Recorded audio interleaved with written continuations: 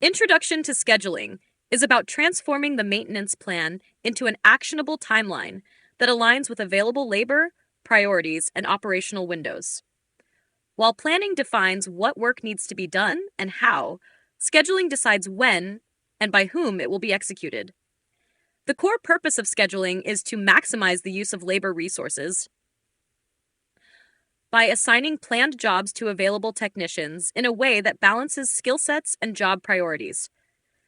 This process ensures that crews are not left idle and that critical work is not delayed due to poor coordination or lack of visibility. Effective scheduling sits at the intersection of planning and execution. It's the mechanism that ensures the prepared work is delivered to the field in a timely and organized manner. It prevents the chaos of last-minute assignments and enables smoother coordination with production, safety, and operations teams. A good schedule accounts for labor availability, skill levels, job criticality, backlog readiness, known downtime opportunities. In summary, scheduling is not just about filling out a calendar. It's a strategic function that keeps maintenance teams efficient, aligned, and focused on the right tasks at the right time. Principle 1. Plan for lowest required skill level. Emphasizes smart labor utilization by ensuring that jobs are assigned to the lowest skill level capable of doing the work effectively. The goal isn't to compromise quality, it's to make the best use of your workforce. In many maintenance environments, highly skilled technicians end up doing basic tasks simply because there's no system in place to allocate work appropriately.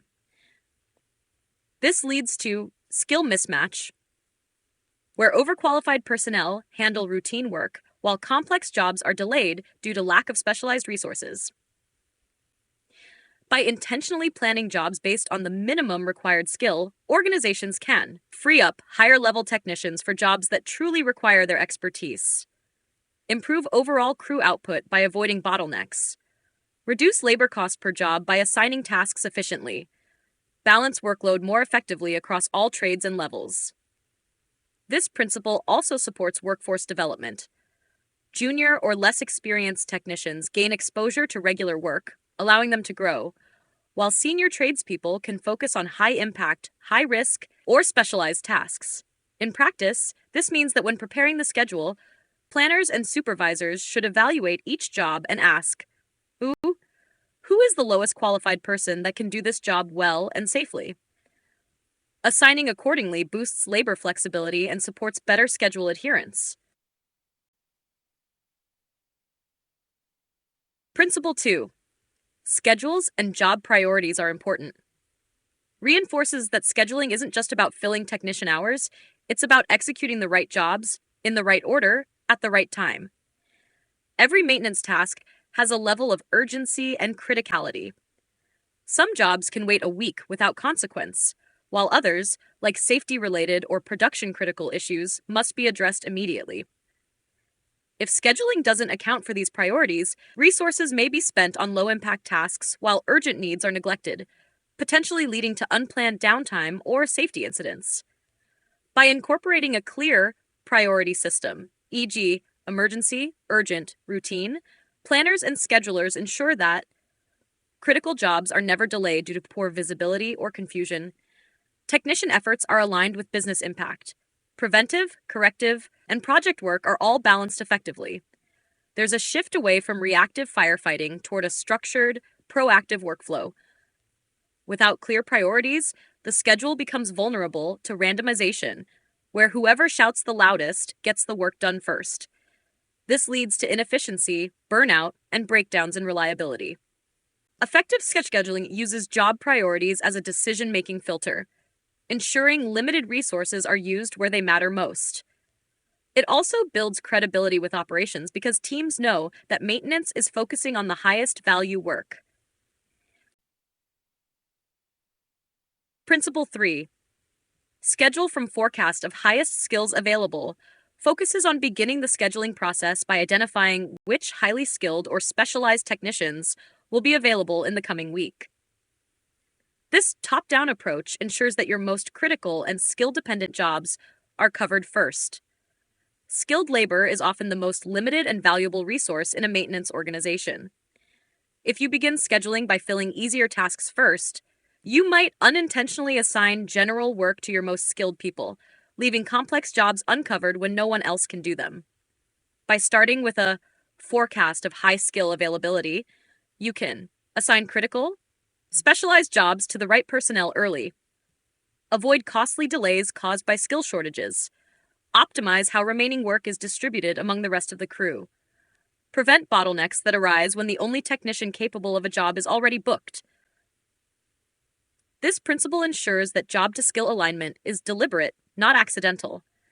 It respects the scarcity and value of specialized trades and protects high-risk work from being neglected or rushed. In essence, this is strategic resource management.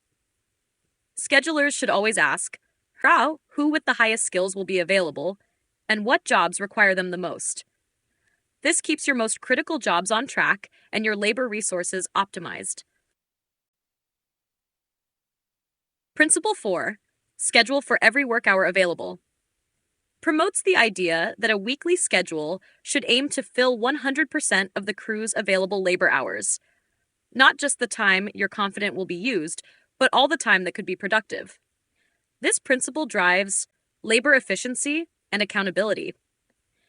Even though not every job will go exactly as planned, the act of fully scheduling all available time sets a clear expectation. Technicians are expected to stay productive throughout the shift, and supervisors are expected to ensure work flows smoothly. Here's why this matters. It minimizes idle time by making sure there's always a next job ready. It supports realistic labor forecasts, helping management understand how many hours are truly needed. It enhances the planner-scheduler's ability to build trust with operations by demonstrating that maintenance is fully engaged. It helps identify when backlog is running low or when too much time is being lost to interruptions. A common mistake is to leave gaps in the schedule just in case problems come up. But doing this institutionalizes unproductive time. Instead, build a complete schedule, accept that some adjustments will be necessary, and refine over time using feedback and compliance data. The result is a culture where every available labor hour is valued, planned for, and tracked, turning the schedule into a performance management tool, not just a calendar.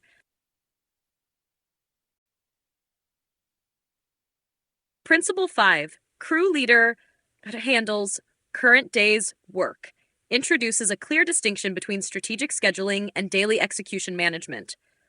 While the planner or scheduler is responsible for creating the weekly schedule in advance, the crew leader takes charge of real-time adjustments and assignments on the day of execution. This division of responsibility ensures that schedulers stay focused on long-term labor balancing and backlog visibility. Crew leaders have flexibility to respond to dynamic field conditions such as absenteeism, emergency jobs, or equipment access issues. The organization avoids micromanagement from central scheduling and instead empowers frontline supervision to make tactical decisions. For example, if a technician calls in sick or an urgent job arises mid-shift, the crew leader can shuffle assignments without needing to get approvals from planners. This responsiveness helps protect the integrity of the schedule while ensuring technicians stay productive. This principle also encourages ownership at the crew level. When leaders manage the day's work, they become more engaged with both schedule compliance and technician performance. It also gives them insight into common issues that can be reported back to planners for future improvement. In practice, this means planners build the weekly plan, supervisors review and adjust it daily, crews execute based on those real-time decisions. The outcome is a flexible but structured execution system that adapts quickly without compromising long-term planning discipline. Principle 6. Measure performance with schedule compliance. Emphasizes that to improve maintenance effectiveness, you must track how closely actual work execution aligns with the planned schedule. This is where the metric, schedule compliance, becomes essential. Schedule compliance is typically measured as the percentage of scheduled jobs that were completed as planned within the scheduled period, usually weekly. For example, if 45 out of 50 scheduled jobs are completed, compliance is 90%. This principle supports continuous improvement by providing a clear, objective KPI to evaluate how well planning, scheduling, and execution are working together. High compliance. Target is usually 90% or better, indicates job plans are clear and executable. The backlog is healthy and well prioritized. Crews are staying on track and not being diverted by unplanned work. On the other hand, low compliance often reveals excessive reactive maintenance, poor job readiness, or incomplete planning, misalignment between schedules and field realities. Measuring schedule compliance helps answer critical questions like, are we scheduling too optimistically or too cautiously? Are emergency jobs disrupting the plan frequently? Are jobs being canceled or rescheduled due to poor coordination or access issues? This metric creates accountability across planning, scheduling, and operations. It also builds trust, because when compliance is high, operations can rely on the schedule, and maintenance earns credibility as a disciplined, proactive function. In short, schedule compliance is the performance scoreboard of the entire scheduling process, and without it, there's no way to know if your system is working.